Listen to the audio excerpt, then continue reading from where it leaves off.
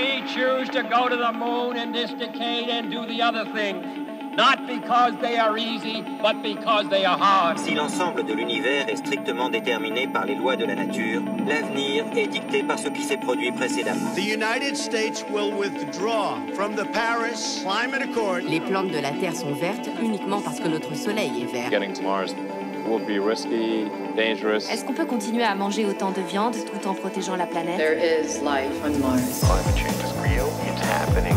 Truth is stranger than fiction. Horatio, un podcast National Geographic avec Arnaud Sacleux.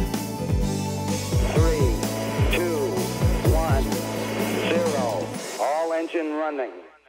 Bonjour Jérémy Villette. Bonjour Arnaud. Vous êtes photographe animalier, adepte de la faune du Grand Nord et des scènes polaires. Vous êtes aujourd'hui l'invité d'Horatio et ensemble nous allons discuter de rencontres sauvages et d'aventures enneigées. Jérémy, c'est quoi pour vous un photographe animalier et comment on le devient ? Alors un photographe animalier, c'est quelqu'un qui passe toute sa vie dans la nature et qui consacre son temps à immortaliser des scènes avec des animaux, donc de la faune sauvage. Donc comment on le devient, ça c'est...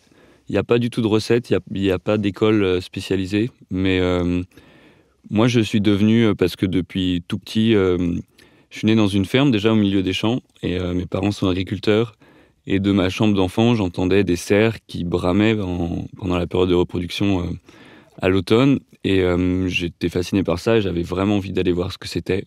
Et donc avec mon frère, on avait le droit à partir de 7-8 ans, 10 ans, d'aller dormir dans la forêt. Et, juste à deux ? Ouais, à deux, et puis après seul, et avec mon grand frère. Et puis ensuite, quand je racontais ça à l'école, personne ne me croyait que j'avais vu des cerfs qui bramaient juste derrière le village. Et donc là, il se trouve que j'ai dû essayer de commencer à faire des photos pour montrer aux gens. Donc on prenait des photos à travers une paire de jumelles avec un petit appareil. Et au fur et à mesure, on s'est rendu compte qu'on pouvait faire des photos qui montraient des scènes et des moments qui nous fascinaient et qu'on a envie que les autres le vivent avec nous. Et après, j'ai plus arrêté et je me suis dit qu'il fallait que j'en fasse mon métier. Donc j'ai fait des études de lettres et un jour, j'ai été primé dans un concours mondial de photos et ça m'a permis d'essayer d'en vivre pendant 1 an. Et depuis, j'ai continué. Et c'est mon métier maintenant depuis, je pense, 7 ans. Ou 6 ans. Vous avez été primé avec quel cliché ? Alors, j'ai été primé avec une photo d'un bouquetin qui apparaît au-dessus d'une mer de nuages dans les Alpes. C'est une photo que j'avais faite en vacances avec j'avais pas de téléobjectif, parce qu'on imagine photographe animalier avec des énormes zooms. À l'époque, je l'ai prise avec un objectif grand angle et j'étais monté pendant un orage et le but ce serait d'avoir ensuite la luminosité qui remonte des vallées et en fait ça fait comme une peinture rupestre et il y a tout un paysage en dessous de nuages bleus au coucher du soleil et ça c'est une photo qui avait été primée au Wildlife Photographer of the Year et après j'ai fait beaucoup de photos où j'ai essayé de mettre des animaux en fait dans des situations dont j'avais rêvé et qui montrent aussi selon son environnement. Et c'est comme ça après que j'ai fait une exposition sur les bouquetins uniquement avec ces animaux dans des décors, dans des grands paysages. On imagine qu'un photographe animalier prend juste des animaux en photo, mais le but aussi c'est de transmettre une émotion à travers une situation. Et voilà, c'était cette photo-là qui a été primée. Quand nous vous avions rencontré pour la première fois pour un tournage en Camargue, vous nous aviez confié que ce rêve de gosse, justement, se réalisait à chaque fois quand vous étiez en contact avec la nature. Ouais, en fait, la nature, c'est le lien que j'ai toujours retrouvé depuis mon enfance. Et quand on va dans la nature, on se sent tout petit et surtout, on a l'impression de participer à quelque chose d'immense autour de nous. Il suffit par exemple de s'asseoir sous un arbre et de laisser la nature reprendre sa place. Parce que quand on arrive, on fait un peu peur à tout, mais si on s'assoit sur un arbre et qu'on pense à rien, qu'on est dans son téléphone portable, et en fait, on va tout de suite regarder autour de nous. Et ouais, donc je parle de rêve de gosse, parce que dans mes photos, c'est aussi ce que j'essaie de retranscrire dans nos rêves, où le soir, quand on passe la journée dans la nature, on ferme les yeux et on a une espèce d'image qui passe un peu pure. Et c'est ça que j'essaie de retranscrire dans mes photos. Donc, ouais, la photo, c'est ce qui me lie mon imaginaire au réel et surtout ce qui m'a permis de garder cet imaginaire. La nature, les animaux et pas autre chose. Ouais, en fait, c'est un peu dans l'autre sens. En gros, c'est le fait d'aller dans la nature qui m'a donné envie de faire des photos. Et alors j'ai découvert que la photo c'était une technique et un art aussi dans cette façon de le dire, mais qui me permet de témoigner de la nature et donc c'est ma façon à moi, c'est la seule que j'ai trouvée pour retranscrire ce qu'il y a dans la nature et pour le partager à des gens qui sont pas avec moi, parce que déjà dans la nature, quand on est tout seul, il faut se faire tout petit, on est déjà de trop et le but c'est de disparaître, donc les autres sont pas avec nous, donc on trouve un moyen de leur partager. Et quand on l'a partagé, c'est aussi un bon moyen de le vivre. Comment choisissez-vous les sites sur lesquels vous partez faire des shootings ? Est-ce que tout est toujours préparé à l'avance ou est-ce qu'il y a beaucoup de rencontres que vous faites dues au hasard ? Alors ça dépend des fois. Je fais beaucoup de photos donc maintenant dans des endroits du Nord, comme il était dit dans l'introduction. Je me suis spécialisé dans la photo d'animaux, mais surtout d'animaux dans la neige. Et donc je choisis par exemple, je pars souvent en van de chez moi. Et je vais en Suède, Finlande, Norvège. Et là, je choisis certaines zones que je connais, parce que j'y suis déjà allé, ou d'autres dont j'ai entendu parler grâce à des scientifiques, dans des livres, ou par d'autres photographes, ou par des vidéastes. Et souvent, j'y vais pour voir un animal, mais quand on rentre dans un environnement, un animal, il y a toute une chaîne autour, un milieu. Donc souvent, je vais par exemple dans la toundra, en Norvège, pour photographier notamment des renards polaires. Et en fait, les renards polaires vivent grâce à d'autres animaux autour d'eux. Ils mangent des lagopèdes ou des lièvres qui, eux, profitent de la neige qui a été retirée par les rennes ou les bœufs musqués. Donc, en fait, tous ces animaux se suivent et sont les proies des uns ou profitent de la présence des autres. Donc, souvent, je pars avec en tête un animal et finalement, je peux passer beaucoup de temps avec un autre. Et c'est aussi au hasard de ce que propose la nature, parce que dans des endroits comme ça, la météo et la distance et la grandeur des choses fait qu'on ne maîtrise pas tout. Donc, on part avec une image en tête. Et sur place, la réalité est souvent différente, mais c'est cette image dont on a rêvé pendant le trajet ou pendant toutes les fois où on cherche les animaux qui se construit dans la tête, qui va nous faire notre inspiration aussi. Donc parfois on peut partir avec une photo en tête et on la réalise au bout d'un moment. Oui. Et quand vous ne faites pas, par exemple, les photos que vous aviez désirées avant de partir en shooting, est-ce que vous êtes déçu ou ça vous est arrivé des fois de vous dire « j'ai pris des belles photos mais j'ai pas eu ce que je voulais » ? Ouais, souvent, en fait, et souvent on est surpris aussi, on peut faire des photos mieux que ce qu'on attendait, ou du moins une rencontre forte.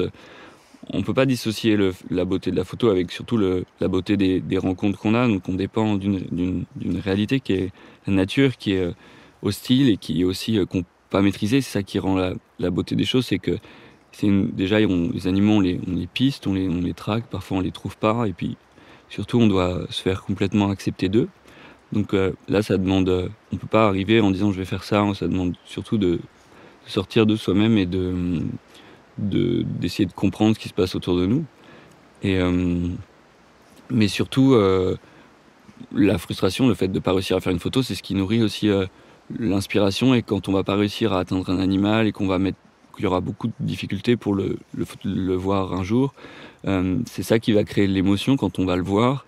Et je pense que c'est ça aussi qui fait qu'on va faire une belle photo, c'est qu'on va y mettre, comme on y a mis beaucoup de cœur, quand on va faire un cadrage, par exemple, si on a eu beaucoup de mal à l'atteindre, l'animal, on peut avoir envie de le mettre en haut de la photo pour montrer la grandeur, le vertige, l'immensité du lieu, parce qu'on l'aura vécu. Alors que si on y était allé, par exemple, en hélicoptère, je donne un exemple absurde, mais au moins on serait juste arrivé près d'un animal et puis on l'aurait photographié en gros plan parce qu'on n'aurait rien à raconter. Donc en soi, valoriser plus l'acte, le moment présent que... Ouais, en fait, en photo, on va surtout photographier avec notre émotion personnelle, et c'est ça qui fait que les gens, en voyant la photo, peuvent y poser leur regard émotionnel aussi, et que la beauté de la nature, c'est tellement c'est une puissance esthétique tellement forte que nous, on se dit qu'on n'arrivera jamais à retranscrire ce qu'on voit, surtout que quand on passe une journée dans la nature, il y a des choses qu'on sent avec notre nez, on entend des choses, on ressent aussi du vent, du froid, des choses comme ça, et qu'une photo, on va juste servir d'un sens. Donc le but, c'est d'essayer de trouver des moyens pour que, à travers juste une photo, on arrive à retranscrire tout ce qu'on vit en toute une journée ou en tout un voyage. Donc il va falloir essayer de trouver des techniques pour retranscrire ces sensations. Donc moi, j'utilise beaucoup la neige, le blanc. Ça retranscrit bien ces sensations de pureté qu'on a dans la nature en utilisant tous nos sens. Et voilà, donc là, c'est la technique du photographe est au service de toute la réalité du moment. Ouais. Jérémy, dans vos photos, il y a une sensation de perfection, enfin un blanc complètement immaculé, complètement lisse. Est-ce que vous retouchez vos photos ? Ah, ça c'est une bonne question. C'est une question qu'on me pose souvent. Alors je retouche pas du tout mes photos. C'est-à-dire que alors c'est pour ça aussi que j'en ai pas énormément de bonnes, mais sur toutes ces années passées dans la neige. En fait, il y a plusieurs choses. Il y a des situations qu'on appelle en anglais le whiteout, c'est le blanc complet. Donc, on l'a à ski parfois, d'un coup il y a le blizzard qui se lève, où il y a tellement de neige partout qu'on ne sait même pas si on avance ou si on recule, et il n'y a aucun repère, tout est blanc. Et c'est ça que j'essaie de retranscrire. Et donc je me sers de la neige, comme je disais un moment, comme d'un peintre servirait d'un papier blanc. Et donc je cherche des situations de jours blancs. Donc c'est des jours souvent où il y a des nuages. Donc le soleil n'a pas de couleur. Je fais surtout des photos en milieu de journée. Alors par exemple, parfois je croise d'autres photographes et eux, en milieu de journée, ils font rien parce qu'ils attendent la couleur le soir et le matin. Et moi, ils me croisent parce que le soir, je vais me coucher et qu'ils partent faire des photos. Et en fait, j'aime beaucoup ces situations toutes blanches. Donc pour faire ces photos, il y a donc cette condition météo. Souvent, je me sers du blizzard ou de la neige au premier plan, et avec mon téléobjectif, ça crée un rendu vaporeux qui retranscrit bien justement on a beaucoup parlé de rêve, d'émotion. C'est la technique que j'ai trouvée. Onirique, ouais. Ouais, onirique. C'est une technique que j'ai trouvée pour retranscrire cette réalité.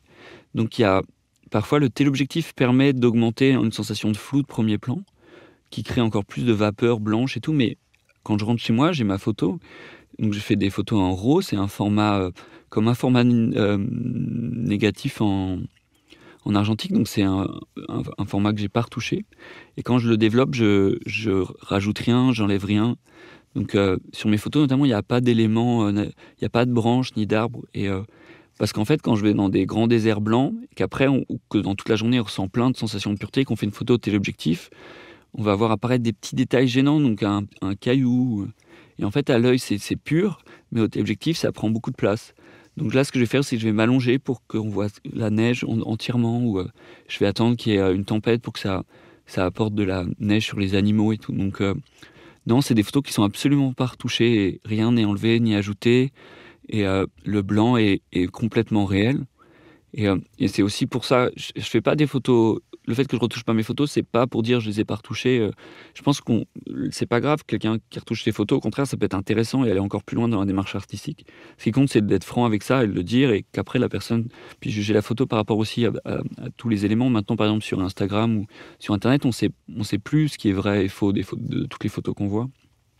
Donc, et aussi la seconde chose, c'est que ce serait triste d'aller dans un endroit qui est pas beau et de revenir chez soi et d'en faire une belle photo sur son ordi. Je vais d'abord dans ces endroits pour leur beauté, pour la réalité, et que si je les retouche pas, c'est que je cherche justement à aller dans ces situations toutes pures et à les vivre d'abord avant de les photographier. Mais d'ailleurs, sur tous les clichés que vous faites, combien vous en gardez en moyenne ?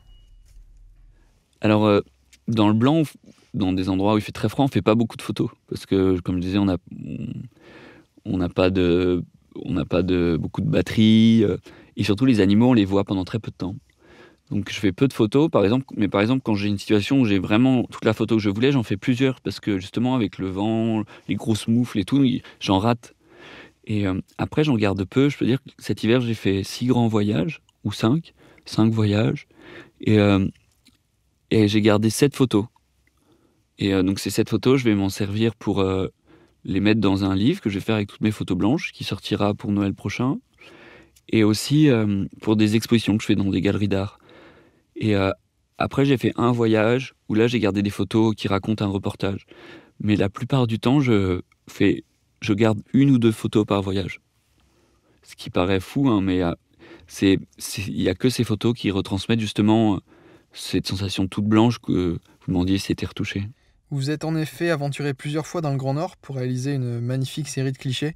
Pourquoi cet attrait pour les paysages immaculés ? Il y a une connexion entre vous et cet univers ? Alors déjà, j'ai toujours été fasciné par la montagne et par des artistes liés à la montagne. Par exemple, chez moi, il y avait des posters de Samy Vell. C'est un peintre qui qui faisaient des affiches pour des stations de ski ou des choses comme ça, et qui peignaient la montagne de manière très pure, avec juste un sommet et puis un bouquetin en haut, ou des choses comme ça. Et aussi, j'aime beaucoup aussi l'aquarelle. J'aurais bien aimé savoir dessiner. Et quand on va dans des endroits tout blancs, qui sont autour du pôle, la haute montagne, l'Alaska, le Canada, l'Himalaya, on a l'impression de se balader dans un immense papier blanc dans lequel la nature dessine parfois quelque chose au travers d'une trace et d'un animal qui passe. Donc déjà en photo, ça me fascine parce que c'est là que j'ai trouvé mon imaginaire, et que les images en tête que j'avais quand j'étais petite de ces cerfs que je voyais pas, je les imaginais dans des endroits tout purs comme ça, et que c'est surtout un endroit, le nord, où l'homme n'est pas le bienvenu, c'est très hostile. Donc ça nous montre aussi à quel point on est inadapté, on se croit super fort, mais en fait dans la nature on est complètement inadapté. Et puis en même temps on se sent le bienvenu parce que c'est un endroit qui est très apaisant. Donc ces contrastes et toutes ces sensations de grandeur, de beauté, d'hostilité que j'aime beaucoup aller chercher au nord du monde. Ouais. Justement, les conditions extrêmes de cet environnement, est-ce que c'est pas un obstacle pour réaliser vos reportages ? Alors déjà, maintenant, en 2019, on a du super matériel quand même. Donc on peut, y a des gens avant qui allaient dans le nord du monde avec juste des peaux de bêtes et des skis en bois. Alors que là, maintenant, j'ai du matériel technique qui me réchauffe énormément, donc ça, c'est chouette. Mais par contre, il faut être un bon campeur, on va dire. C'est-à-dire que, par exemple, si on met sa tente au milieu en haute montagne ou dans le nord, dans la toundra, ou le soir, par exemple, il y a le vent qui se lève, donc il y a du blizzard. Et là, on voit plus à 2 mètres. Donc j'ai un GPS de randonnée sur lequel je mets aussi les points des animaux que je suis, les endroits où je les ai vus les années d'avant, les terriers. Et là, par exemple, si vous prenez votre point, parce que comme ça, on est sûr de la retrouver, et puis il faut mettre toutes ces batteries d'appareils photo, de GPS à l'intérieur de sa doudoune. Je mets aussi les bonbonnes de mon réchaud à gaz, donc il y a des... Parce qu'avec le froid, oui, les batteries doivent fuser beaucoup plus vite. Ouais, en fait, avec le froid, les batteries se vident en 10 minutes ou en 5 minutes. Donc il faut les mettre quand je vois un animal, par exemple. Et c'est pour ça que, oui, vous avez raison, c'est un obstacle pour mes reportages, mais quand je vois un animal, j'ai pas de batterie la plupart du temps dans mon appareil, donc je dois sortir la batterie du chaud, la mettre.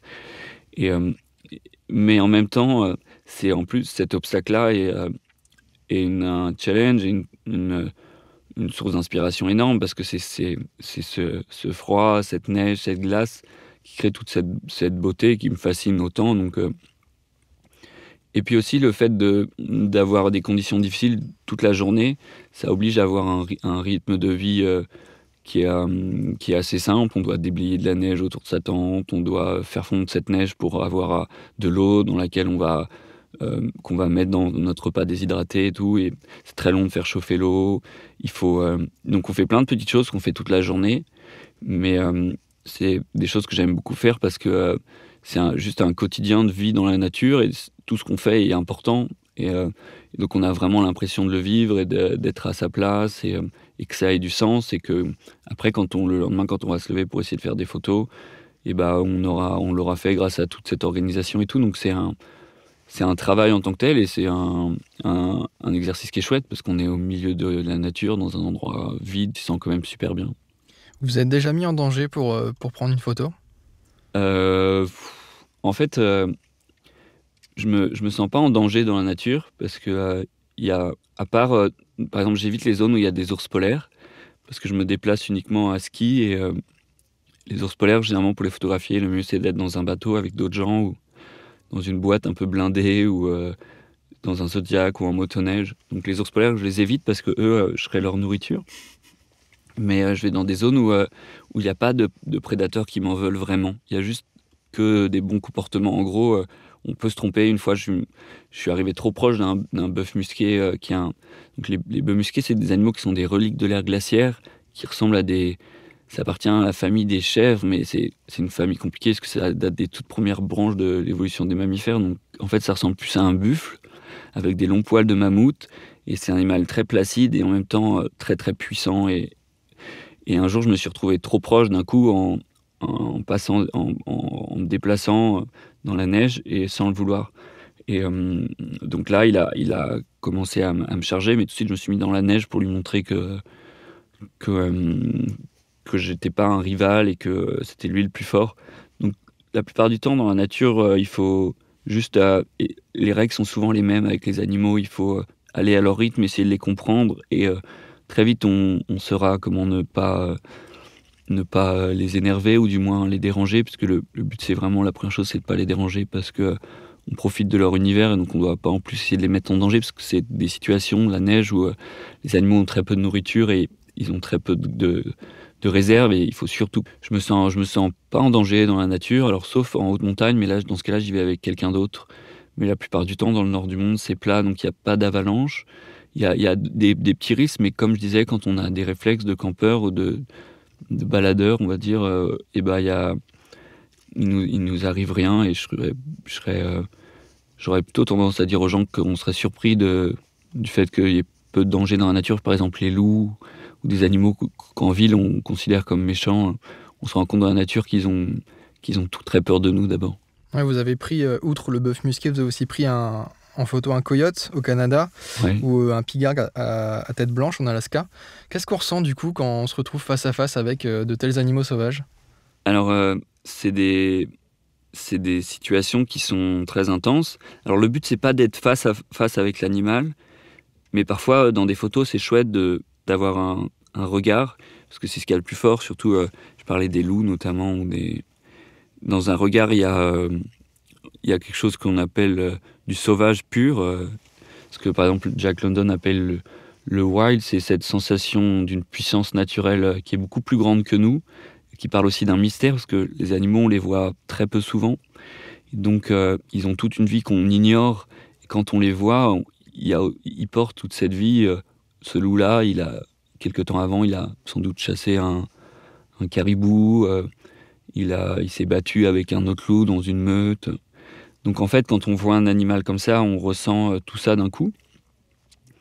Mais le but, c'est aussi de ne pas interagir directement. Donc, le mieux, souvent, c'est pas un face-à-face, mais c'est quand les animaux sont là et qu'ils nous acceptent. Alors, parfois, ils savent qu'on est là et ils nous acceptent. Parfois, ils savent pas qu'on est là parce qu'on est à bon vent, qu'ils n'ont pas notre odeur ni rien. Donc là, la plus belle sensation, c'est d'avoir l'impression de participer à quelque chose qui est beaucoup plus grand que nous, qui est l'espèce de monde de la nature, de théâtre d'une réalité forte où on voit des animaux qui sont en communauté ou qui chassent, et de ne pas interagir à ça, c'est-à-dire qu'on est comme un spectateur invisible et complètement privilégié. Donc la plus belle sensation, plus que le face-à-face, c'est c'est une sensation d'intimité profonde et pure. Et ça, il n'y a rien de plus fort. Et en photo, c'est ce qu'on aimerait réussir à retranscrire, que ce qu'on a au fond de nous et qui nous bloque le ventre et qui nous fait trembler et qui nous fait surtout faire des photos floues. Mais... Donc jamais de peur, jamais de stress ? Non, il y a l'adrénaline souvent. Et c'est surtout ça, c'est le fait d'y avoir mis tellement de... Quand on est photographe, toute sa vie, est tourné un peu vers ça. Alors je dis toute sa vie, mais c'est son émotion, son intériorité, ses doutes. En fait, on y met pas mal de sa personne, en fait, ce qui est trop chouette. Ce qui permet quand notre métier et notre passion, on y met d'abord nos émotions. Et donc ça fait que quand on arrive à des moments, il y a beaucoup pour y arriver, ou du moins on se sent privilégié d'y être. De toutes les photos que vous avez prises... Si on piège, en fait la plus belle, je sais pas, mais... Alors il y a des photos que je trouve particulièrement belles, parce que moi je connais l'histoire qui est derrière. Et il y a d'autres... Et dans mes photos, j'essaie pas de raconter d'abord une histoire, mais que les gens, quand ils les voient, se racontent un peu leur propre histoire. C'est-à-dire que je vais essayer de juste montrer la beauté de la nature, et cette beauté, elle va créer chez nous plein de sensations différentes qui sont liées à notre expérience. Et ça qui est fascinant quand on est photographe, c'est de se dire, surtout animalier ou du moins de la nature, on photographie un truc qui est plus grand que nous, et on se dit que si on le photographie le mieux possible et qu'on va garder le mieux de cette beauté pure, et les gens c'est tellement grand et ça porte tellement de concepts de beauté que les gens vont y poser une histoire différente en la regardant. J'aime bien une photo où il y a 2 mouflons de Dall qui sont des grands mouflons qui vivent au Yukon, en Alaska et au Yukon, et ils devaient se battre sur une ligne de crête. Il faisait moins 40 degrés, il fait tellement froid qu'en fait ils commencent à se battre, mais finalement ils font plus un câlin qu'autre chose. Ils ont le poil complètement gonflé, ils sont tout blancs dans du blizzard, et on voit juste la forme de leurs cornes qui sont en spirale comme des gros des escargots, des fossiles un peu. Ça ressemble un peu à une peinture rupestre aussi. Et ils ont un œil qui apparaît dans la corne d'un autre et tout est blanc et les poils se mélangent avec le vent, des choses comme ça. Donc là, il y a des sensations de graphisme, de pureté, de force, de calme aussi qui sont mélangées. Mes photos, j'aime bien quand elles racontent ça, qu'elles racontent ce qu'il y a vraiment dans ces milieux de froid. C'est une sensation à la fois d'hostilité mais d'harmonie.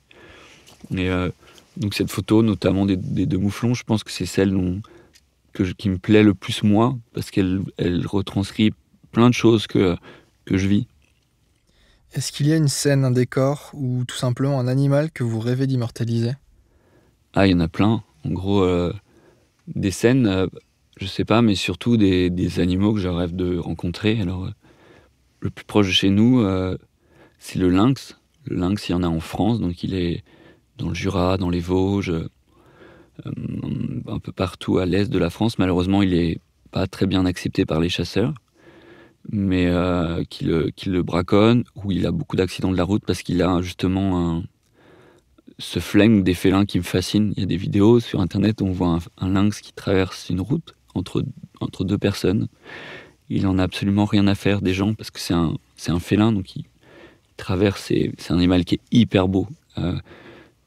Par exemple, j'ai photographié la panthère des neiges, qui est un rêve absolu depuis tout petit, et le lynx a ça du félin, c'est qu'il porte une grâce et une puissance extrême, et ce flegme, mais surtout c'est magnifique, ça a des énormes pattes, des favoris, des oreilles pointues, des yeux perçants, et surtout c'est invisible. Donc moi je l'ai pisté plein de fois, donc à ski notamment en France, et parfois il y avait ces traces après en revenant dans mes traces de ski, donc lui m'avait vu, s'était amusé à me suivre, il était à côté de moi. Donc il est impossible à voir, mais par contre quand on le voit, ça veut dire qu'il nous a acceptés, qu'il a décidé qu'on pouvait le voir souvent. Donc il apparaît devant nous. Et le fait de l'avoir jamais vu mais entendu, ou du moins avoir vu des traces tout près, c'est-à-dire que lui m'a vu plein de fois mais moi je l'ai jamais vu. Et ça me porte énormément, et c'est même encore plus chouette de ne pas l'avoir encore vu, parce que c'est ça qui fait que je vais vouloir mettre autant dans ce travail et dans mes photos. Et c'est ce mystère et cet inconnu qui existe toujours dans la nature et qui existera toujours, qui fait qu'on y passe toute sa vie. Merci beaucoup Jérémy d'avoir échangé avec nous dans cet épisode d'Horatio. C'est moi qui vous remercie. Merci à tous de nous avoir écoutés. Si cet épisode vous a plu ou pas plu, n'hésitez pas à nous laisser un commentaire. Et si vous voulez admirer le travail de Jérémy Villette, rendez-vous sur sa page Facebook ou son compte Instagram. Les liens sont à retrouver en description.